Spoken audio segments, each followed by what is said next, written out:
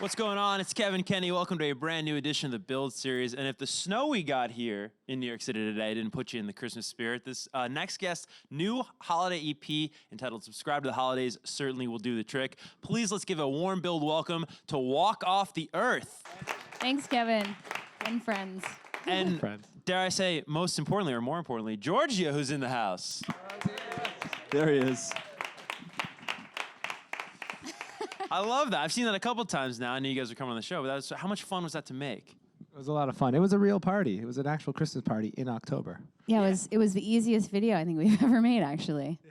You talk about it being in October. We had Mike Love of the Beach Boys on recently about his holiday album, and I was saying to him, we were having this conversation, like, is it tough to sort of conjure that holiday spirit in other times of the year? Because you obviously got to pre-produce a record, like... No.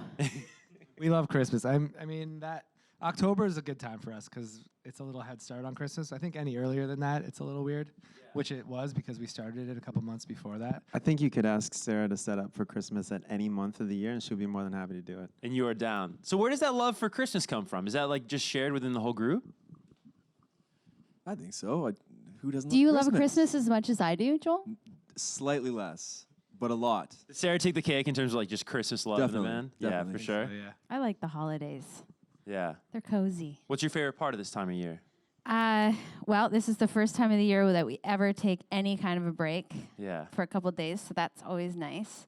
But I just like family. I like parties, and I like all the kids running around and just like kind of reliving those memories, which I'm sure all of us do. We're all brought back to our childhood, and that we're all kind of kids at heart, so... Absolutely. Yeah. So where does the first idea to do a holiday EP come from? How early on in the year? We're talking, months. How early on does it start?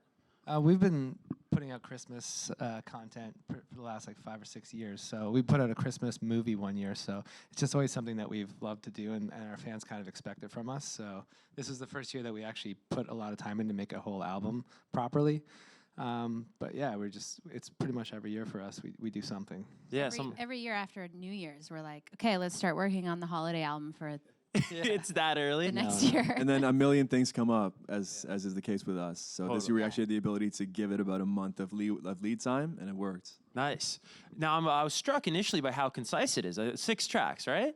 Yeah. Just given how vast the catalog of holiday music is, that you could pull from. So what was that creative process like when choosing the 6 tracks? We got a lot of years to go, Kevin. So we don't want to put all the songs out in 2018. Yeah. Exactly. Yeah. We have a list of songs that we want to cover, and also Christmas songs, and those were just some of the ones that worked out for this year. Yeah. It was the compare and contrast the creative process of choosing a song to cover and then putting together a track like a compilation like this. Wow. I don't know. Is that a about tough one? question. Yeah, it's a tough question for me because I don't know. No? I just really don't know. Well, there had to be some conversations, right? Like going in. There are conversations, but then you come down to it and you're like, how much time do we have? Right. And then, like Joel said, we get so busy, and then you get a month ahead and you're like, okay, now we have to, let's do 12 songs because that'd be awesome for a Christmas album. And then you're like, okay, we don't have time. So really everything just comes down to time. Right on. Yeah. What does that process look like, though, when you're choosing to cover a song then? We just we like good songs. And that's why holiday songs are so great, because there's so many amazing ones out there. And it's also makes it harder because it's harder to pick. But we just make a list, and then we see who sounds really great singing which ones. And then if you can't find a singer for that song, you just bring your 5-year-old in, because they can basically hit any note, so it doesn't matter. Yeah. We also look at a song, and if it's done a certain way that we already kind of would have done it that way, then we're like, hey, it's already the way we would have done it. But if we hear a song, like a pop song that's kind of a little too shiny for our liking, and we're like, oh, we can make this sound like a folk rock song, then that's kind of a prerequisite of tackling that song. Well, I'm glad you said that, Johnny, because I wanted to ask you, do you guys even think of what you do as covering, or do you think it as someone else? Because you don't stay that loyal to the original song. You make it your own every single time. So what do you think of it as? I don't think it's really... reinventing. Yeah, it's reinventing. Nowadays, too, a lot of the songs that we're covering are not even written by the artist. So there's a team of writers in LA making these songs. So they're kind of covering it too. Right. And we're covering it a different way. That's a great point. And so who's covering it? Yo, exactly. No one is. We all are. Yeah. Who knows? Everyone pointing at each I other. don't know. It's been happening for a long time. I know, right? We know some of the writers that write the songs that we cover, and like we've been offered songs too that that we put out as originals, and it's like it's just a different time nowadays. Like what I mean? Not a lot of people necessarily write their own songs. Yeah. But we do sometimes. There you go. Keeping it alive. Last of a dying breed, honestly. Now, like, you ever look at the liner notes? Like, it's funny. The Grammy nominations came out the other day, and for like 27 writers on song of the year. It's like, dude, With are they gonna fit all those people in the shot? Yeah, with that said, though, like there is a combination that creates that perfect storm. So we could write 200 songs that suck, and one person who's really, really amazing at it could write a really amazing song, and then that's what, the two of those together takes that song to the next level. So I think people forget that an artist is an artist, but you also have to, stretch your branches out and bring other people in so that you can like create the kind of creativity that you want to be out into the world. And that's not always just individual, right? So sometimes it takes 27 people to make a really amazing song. And if we didn't have those songs, we'd just be listening to a bunch of songs that suck. No, totally. So. I just want to know what like that 26th guy contributed. Yeah, exactly. You know what I mean? I want to be in on that, actually. It's That one pronounced. He apostrophe. changed it like from the to the. Yeah, Yeah, exactly. That's worth 2 points. Just really briefly, because I've never chatted with you guys before, and it's such a unique story, your guys' relationship with that Gautier song, somebody that I used to know, because just to set the scene, is that song is a 2011 release, right? And then you guys do that cover January 2012. The song's doing, I guess, all right. Like, people are hearing it, radio's playing it a little bit, but 3 months after you guys cover that, and 70 some odd million people watch it in the first couple weeks, that goes to #1 on the Billboard Hot 100, gives Gautier his first ever #1. What was your relationship with him when that was all going on? It was good at first. He hated us. He did. He asked us to take. Well, his Is that team did. sarcasm or is that Until he got the. I don't know about him personally. I don't think I think it went down like this. Like at first he like wrote us and was like, "This is really cool. Like, good job on that." Blah blah blah. And then I think in interviews he was getting asked a lot about it.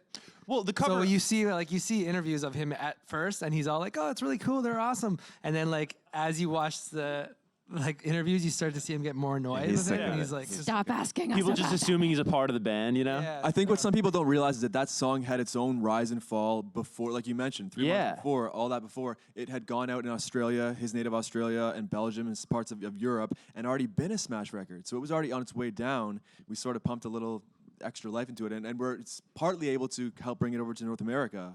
So I think that's all kind of in the mix his as U.S. well. radio team hadn't actually worked it in the U.S. yet. Yeah. They hadn't come out with a marketing plan yet, so we did that for him. Yeah. And I expected a big thank you, but it wasn't there. Gautier, you can still make this right.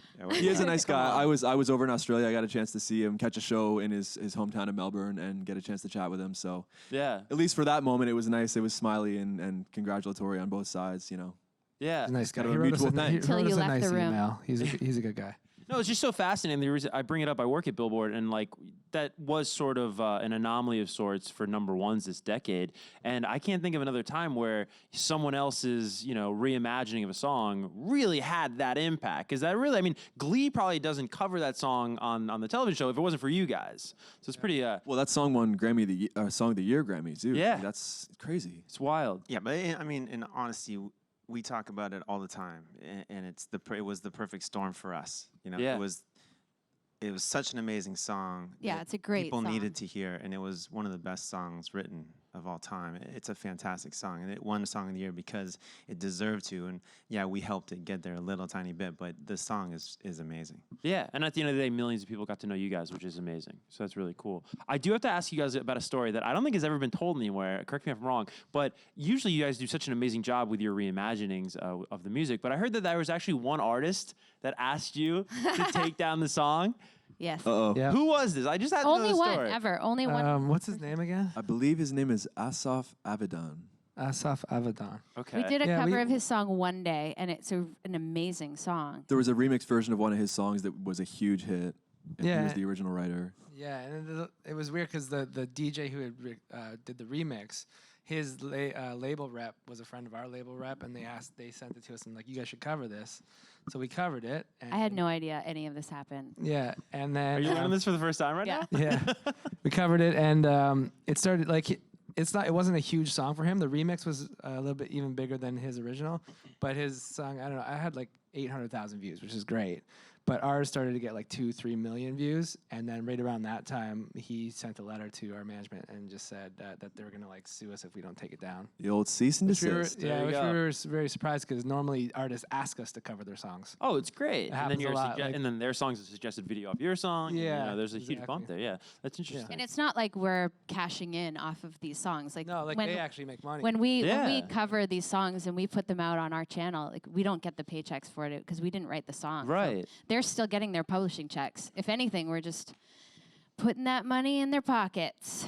yeah, it's not all about money, Sarah. There's right, some it's exciting not. things happening on the new EP, and we played the video at the top for you at home. Giorgio's big debut on the record, and this was somewhat of a spur of the moment decision, right? It was, yeah. Was, yeah. Yeah, like Sarah briefly mentioned it, but we normally we figure out our keys, our vocal keys before we lay down the music. But for some reason, for this one, no one was around to test it out, and I was just like, oh, it's probably a good key. Let's record it. So we did all the music, and then we realized that it was kind of just a little too high and a little too like low. Like it just was a bad key for all of us. Nothing was sounding good. And he was just upstairs playing, and I'm like, we should just test him out and see how it sounds. And he came down and he sang really well in pitch, and we're like, this might work. Let's do it. Yeah, So yeah, it was a spur of the moment decision. that's And awesome. he was into it. He was really stoked about it, especially the video. He loves watching it. So Yeah. fun. He gets shy in real life, but he likes being a part of the video world once in a while. Hey, Georgio, you good? He's playing with something. I understand a big rock fan. yeah, Loves rock. Rock and roll. Metallica. Roll, yeah, loves big time. Metallica. Yeah. time. Yeah. What are the favorite bands? I would ask him, but he's so far away. I don't think we He have actually mic. likes like symphony and stuff. He's Yeah. Every morning when I take him to school, we listen to the piano versions of like the theme songs of the movies he loves. Oh, like cool. Jurassic Park is one of his faves. How to Train Your Dragon. Yep, is one of his favorite. But it's always Beyblades. You got it. he's signaling. His And Paw fave. Patrol, right? Paw Patrol. No, oh, he's no, over not that. anymore. Not He's over anymore. it, yeah. Yeah. Oh. We, dare I. Get the our head shake. 3-year-old Pachapul, that's his fave, but he likes piano, so we listen to a lot of symphony. Yeah, yeah, And then drums at 2? drums, yeah. That's amazing. He just always had the just an ear for music, or what do you think that was? Do you think that was your guys' influence? Our whole house is just covered in instruments, and we're just playing instruments all the time. So I think they just naturally gravitated towards it. And he's actually going to be performing with us tomorrow on Good Morning America. That's He's going to play. insane. He's going to play bongos. Yeah, it's amazing. I mean, it's because we didn't have a babysitter, so we're like, you got to come and play bongos. Well, you guys take the kids on the road, I heard. What is that like? Like, how long do we have, I right? try not to remember. No, it's challenging, but it's also challenging being away from them. Right. Other people in the band have families, so each thing has its own up and down. And yeah, as they get older, it's a little easier because they're more like people, and you can communicate with them as opposed to when they're little. We have a 1-year-old, and like I cannot take him on an airplane right now because he's a savage. So yeah. Traveling is always a challenge. Another big debut on the record is Johnny's mouth trumpet. Is this the proper That's term? right. I think so. I think that we'll go with mouth trumpet for Give now. us a but- line. that. Give us a line. Yeah, it's somewhere in between a trombone and a trumpet. But yeah, I was very excited because it's been many years that I've wanted to put that on record, and Yeah. finally have it. What record? What song is that off? It's Linus and Lucy. Okay. Yeah. What you want to run down? Actually, do you guys have like favorite tracks off the record? There are 6. Do you want to go down the line? Linus and Lucy for me is an absolute favorite. That Charlie Brown Christmas album, the Vince Guaraldi trio, is like every time I hear that, I'm just like transported to a cozy little room with a fire and the crackling and the eggnog. It's my favorite. Totally puts you there. I like Deck the Halls, but my favorite didn't actually make the cut. I'm a big fan of Oh Holy Night. I think it stands the test of time. What else didn't make the cut? Like, were there some holiday tracks there that? There was, the Chipmunks song. Oh yeah. Yeah, I can't remember what it's called. Christmas Don't Be Late. Christmas Don't Be Late. Yeah, Yeah. we had that one. All I kicked in, want but- for Christmas is my 2 front teeth. We were gonna do. Yeah, yeah. a version of that. Yeah, What's but we yours, just ran Marsh? out of time. Yeah, it's tough. Oh, well, we had our good friend Scott Hellman on the album, and Happy Hanukkah. So I love Scott Hellman's voice. That was my fave for sure. Yeah. Yeah, I like what you guys did there. It's a Modest Yahoo song, right? It is, yeah. That's cool. Yeah. Were there any other Hanukkah songs you guys dabbled around with, or was that We looked at a bunch of them, but that one stood out for us. Yeah, Yeah. that's A the lot, best yeah. one. For sure. You guys are taking a break, as you said, heading into the holidays, well-deserved break. And then the big news, congratulations on 2019 tour was announced. Yes, we're going. You guys must on be very excited about this. Some really huge excited. dates. Yeah, we're playing some landmark venues that we've always dreamed of. So we're playing Red Rocks in Colorado, and we're playing Wembley in UK, and a slew of other amazing places. Yeah, and we're going Yeah. across the states, across Canada, Europe. and, Your Canadian accent came out, especially in that sentence. Oh yeah, it really did, right? Oh, we're playing Red Rocks. Oh, Red and, Rocks. Yeah. I Oh, would have never thought. a whole slew of them. I would have never thought. What city are you from in Canada? Is it, Just outside of Toronto, we're from a town called Burlington. It's about 40 minutes outside of Toronto. Toronto's a really interesting town to me. I thought you guys were from Toronto. That's why I bring it up. Because, here in the States, like, we just want to act like Drake's the mayor. And, just like every song that ever comes out of Toronto is a Drake song, or like, The Weeknd. or But- Walk Off the Earth song. Come on. Well, but that's my point. Is it's actually a far more diverse music scene than people give it credit for. Be it like the Strumbellas or I think Broken Social Scenes from there. Totally. Yeah, Yeah. But just talk about Toronto really quick. Just the influence that city has on your music, because it's just culturally, it's very diverse. It's Toronto, I believe. Don't quote me. Is the most, or do quote me, is the most multicultural city in the world per capita, based on how many people live there. I have heard. Yeah, It's all kinds of cultures coming together. So you get that kind of melting pot of all these different sounds, right? And I mean, Drake and The Weeknd have done massive things to up the global impact of Toronto, and the hip hop scene in Toronto, in my opinion, right now is like leading the world. Oh yeah. But you're right. There's a lot of other really cool pockets happening, really cool scenes happening. Burlington, even where we're from, has a crazy disproportionate music scene to the size of the city. Like Medicine just tons Hat, of music. Medicine Hat. Salmon Arm. All these fact- little tiny towns. Even greater than just Toronto itself, the country of Canada. We had a moment in time, like a little snapshot moment last year, where 5 of the top 10 artists on Billboard were all Canadian. Yeah. And when you think that we're a country of 35 million people, that's a pretty good. I think it was Bieber, Alessia Cara, Shawn Mendes, Drake and The Weeknd. Which Yeah, it's I mean, great. and- Yeah, we gave you guys Justin Bieber World. That's actually, I mean, You're Canada's welcome. great, but that's actually all GTA, Greater Toronto Area. Those 5 are all from the same, Well, and you're talking about arguably 5 of the biggest artists this decade, all from Canada. Somebody will make a documentary about that someday. But it's really fascinating. Yeah. I don't know what it is up there, but Weed's something legal. special. But it's It's because there's really nothing else to do. Like, there's nothing, like, that's why we are. don't go just make outside. amazing music. That's why we're all musicians. There was nothing to really do when we were growing up. It was either that or Play nothing. hockey. Or hockey, Well, it's yeah. funny, like you hear Seattle musicians talk about this, right? Like the weather is just not that great, so you got to stay indoors and listen to records. Was that kind of the upbringing that you They're guys? pussies. It's definitely yeah. It's definitely it. I You think. guys are braving the elements up there in Toronto. Oh, it's so rainy. Yeah. Okay.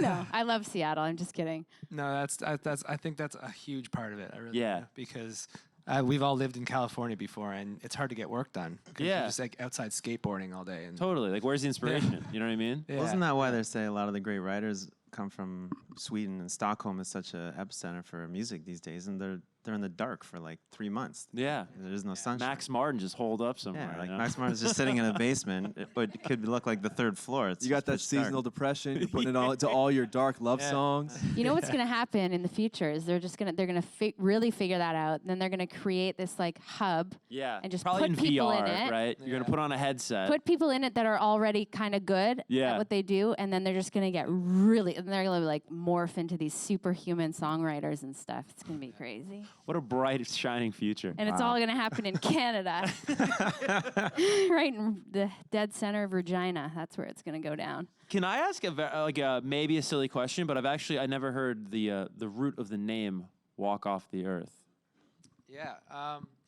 The name "Walk Off the Earth." When we were sitting in the studio many, many years ago, we were starting to work on demos, and we realized that we wanted to make songs that were very fun and kind of didn't have a lot of anything political attached to them or anything too serious. or anything too dark. So we figured, we wanted to come up with a name that could, when you listen to our music, you put the headphones on, come home from a stressful day, and you literally like leave the earth for a sec, and walk off the earth just popped up, and we're like, it's more of like, and it became more of a lifestyle for us and our fan base. It's just like kind of like a thing that we, it's very positive. Our band is very positive. Our music is positive, and it's like a lot of lyrics of overcoming things and stuff like that. So I think "Walk Off the Earth" was just the right amalgamation of words. Yeah. And better than, what was the original name? Walk the Dog? Walk the Dog. Yeah, didn't work. I like of a that step name up. too. Yeah. like I that was name thinking too. like it may have been like a flat Earth kind of thing because I know you guys have covered B.O.B. Well, there's that too. Yeah. Trust me, we've been got asked a that. lot about We've been that. asked about that before. That's what it is, right?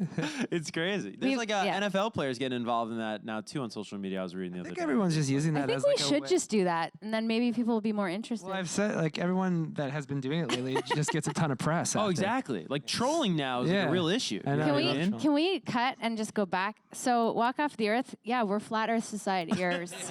So we We'll all believe put that the shirts Earth on. is Let's flat. go. Let's change. Don't know who we are? Check our Go. record. All right, we're going to turn it over to our audience, but we have a question from Twitter, and that's actually right on screen here. It comes fun. from @itsjanessa with 2 A's. What is your favorite Christmas treat to eat or make? Mine is a cookie called the Haystacks. It's made out of deep fried noodles and caramel. His mom makes them. I think my mom Interesting. invented Noodles them. and Fantastic. caramel. They're Yeah. amazing. Okay. Yeah, Haystacks. I don't think they're real. I think my mom just made them up. I've never heard. That's Yeah. awesome. I just learned about a new Yeah. treat. I'm going to They're throw real one now. out. People don't seem to like this, but I really am passionate about it. Eggnog and Pepsi.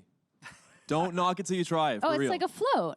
There's something to it. I've given it to people and they've like almost puked, but those who like it, the core club, love it. It's like put rum in that? it's like an Irish You car can. bomb. Like you put a little bit of the gross like, into the other gross. When you and then drink it, it's not an eggnog it taste. back. It's not a Pepsi taste. What It's is some it? sort of weird hybrid. It's hard to explain. It's I made good. the Try it. I'll mistake try this it. weekend. I was like craving. I love eggnog, and I made the mistake of buying eggnog in a liquor store. So I just assumed it was eggnog, and then I got home and I was like, "This eggnog is terrible," and it was like blended with whiskey and really fine print on the Oh. bottom. So Rum is it? You were in the liquor store. Well, no, but this was whiskey. Whiskey. Rum is the way to go Yeah. for sure. And I was like, "This is a terrible Wow. thing I'm drinking right now." All right, now Weird that you're guy, here or what's there, your favorite treats Well- to eat or make? Well, there's no other way to hydrate other than have the, you can have Bailey's in the morning, Christmas morning as well. But shortbread cookies, all these things go Oh, hand yeah. in hand with each other. One Yes. without the other is Yes, a little, yes. you're out of whack. Nice. Definitely not Balance. the fruit cake that's like a brick. Not No. Does anybody like fruit Nobody cake? One likes that. No. one Somebody- likes that. somebody must. likes Show it. of I like hands. You You do? like fruitcake, man?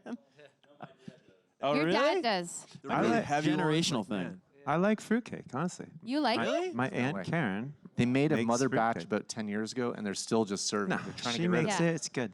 You know what? I believe that. I would try. Aunt Who Karen's. makes it? Aunt Karen. Aunt Karen's. Yeah. Because Marshall's mom makes the best cookies on the planet. She does. So. She's just a great cook. A line of good bakers. Yeah. I'm still gonna. I gotta Google that haystacks, man. That's pretty cool. Yeah. I like all treats. I like anything that has chocolate or sugar in it. So Right. it's- yeah. Let's get to our second question. It'll come from live in the studio right here. Hi.